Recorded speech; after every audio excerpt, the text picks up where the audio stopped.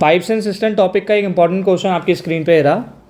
आप इस क्वेश्चन को सॉल्व कर सकते हैं वीडियो को पॉज करके, और अगर आपका आंसर नहीं आता है तो आप इसकी कंप्लीट वीडियो भी यहाँ पे देख सकते हैं।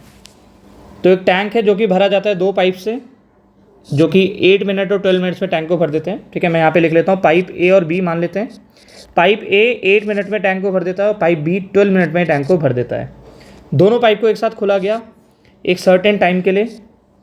क्योंकि यहाँ पे कुछ डिफेक्ट था पाइप्स में, तो 5-6 क्वांटिटी फ्लो कर रही थी पहले पाइप से और 3-4 क्वांटिटी फ्लो कर रही है सेकंड पाइप से, क्योंकि यहाँ पे कुछ सर्टेन डिफेक्ट था। ठीक है, इस डिफेक्ट को ढूंढा गया, डिटेक्ट किया गया और इसे रेक्टिफाई भी कर दिया गया बाद में एक सर्टेन टाइम के बाद, और उसके बाद जो टैंक है वो 2 मिनट में भर गया।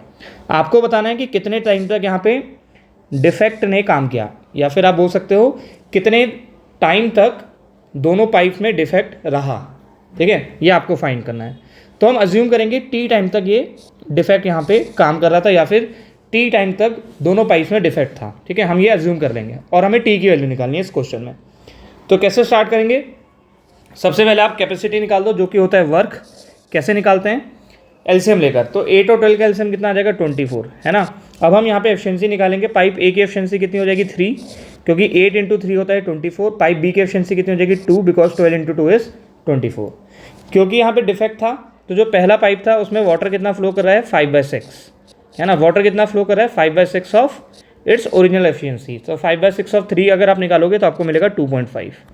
और सेकेंड पाइप में कितना वाटर फ्लो कर रहा है? 3/4, है ना। तो 3/4 ऑफ 2 अगर आप निकालोगे तो आपको मिलेगा 1.5।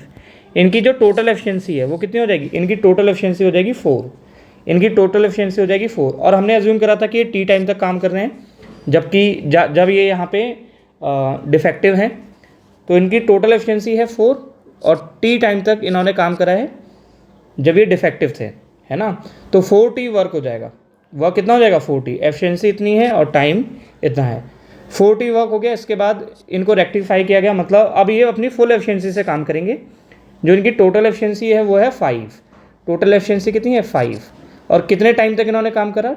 2 टाइम तक काम करा, 2 मिनट्स तक काम करा। इसका मतलब इन्होंने जो वर्क करा है वो करा है 5 × 2, है ना। एफिशिएंसी है 5 और 2 मिनट तक इन्होंने काम करा, मतलब इन्होंने वर्क करा है 5 × 2 10। तो ये पहले वर्क था जब डिफेक्टिव था। अब ये डिफेक्टिव सही हो गए, उसके बाद जो वर्क था वो 10 था। तो टोटल वर्क कितना हो जाएगा?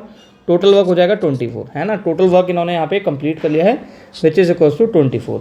सॉल्व करेंगे। 4T की वैल्यू हमें मिल जाएगी 14 और T की वैल्यू कितनी हो जाएगी? 14/4, 3.5।